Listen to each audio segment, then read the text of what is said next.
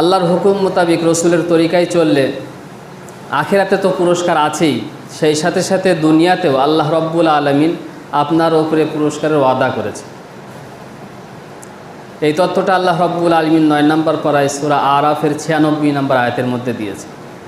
আল্লাহ রব্বুল আলামিন বলছেন, ওয়ালাউ আন্না আহলাল কুরা আমানু ওয়াত্তাকাউ লাফাতাহনা আলাইহিম বারাকাতিম মিনাস সামাই ওয়াল আরদ। আল্লাহ পাক বলেন, যে সমস্ত এলাকাবাসী, যে সমস্ত গ্রামবাসী, যে সমস্ত আমার বান্দা বান্দিরা আমার হুকুম মোতাবিক চলবে, আমার রসুলের তরিকায় চলবে, ঈমান আনবে, তাকওয়া অর্জন করবে, তাদের ওপরে আমি আল্লাহ রব্বুল আলামিন আসমান থেকে বরকত নাজিল করব এবং জমিন থেকে বরকত উৎপাদন করব। বলেন সুবহানাল্লাহ। তো আল্লাহর হুকুম মোতাবিক চললে আখিরাতে তো আপনার জন্য পুরস্কার আছেই, শান্তির জিন্দেগি আছেই, সেই সাথে সাথে দুনিয়াতেও